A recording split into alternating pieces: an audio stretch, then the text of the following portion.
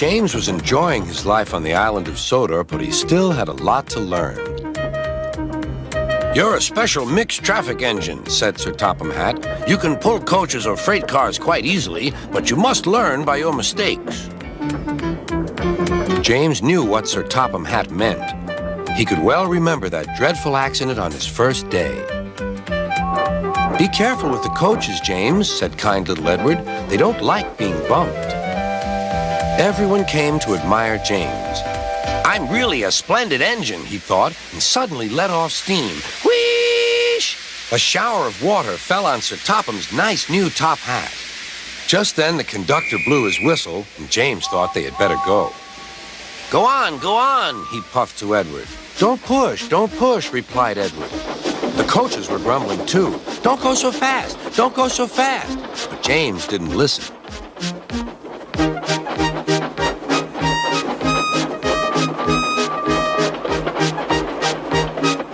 When at last they stopped at the next station, 2 coaches were beyond the platform. They had to go back to let the passengers out. But no one seemed to know about Sir Topham's new hat, so James felt happier. Presently, they came to the station where Thomas was waiting with his 2 coaches. "Hello, James," said Thomas. "Feeling better? That's good." "Oh, that's my conductor's whistle. I must go. I don't know what Sir Topham Hatt would do without me to run this branch line." And he puffed off importantly. Edward and James passed the field where James had had his accident. The fence was mended and the cows were back again.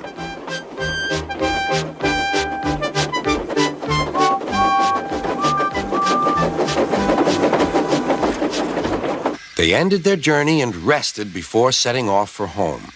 James was still wondering what Sir Topham would have to say about his new hat.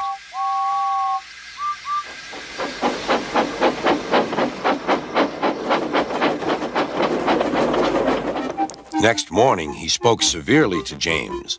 "If you can't behave, I shall take away your red coat and have you painted blue." James didn't like that at all. He was very rough with the grumbling coaches as he brought them to the platform. "Don't talk. Come on." Gordon never has to fetch his own coaches, he thought to himself, and he's only painted blue. To make James even more cross, this time no one came near him. "I'll show them," he thought. "They think Gordon is the only engine who can pull coaches."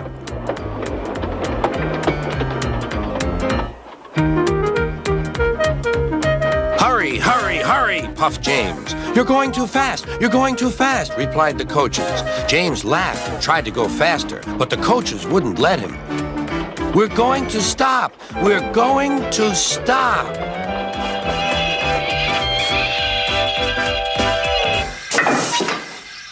What's the matter? James asked his driver. The brakes are on. Leak in the pipe, most likely. You've banged the coaches enough to make a leak in anything. How shall we mend it? Said the conductor. We'll do it with newspaper and a leather bootlace, replied the driver. Well, where is the bootlace coming from? Asked the conductor. Ask the passengers, said the driver. You have a leather bootlace there, said the conductor to a smartly dressed man. Please give it to me. I won't. Then I'm afraid the train will just stop where it is. The passengers all said what a bad railway it was. Then they told the man how bad he was instead. Everyone was very cross.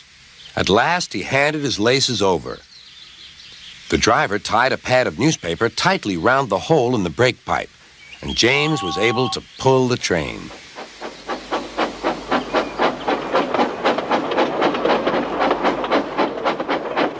But he was a sadder and wiser James and took care never to bump coaches again.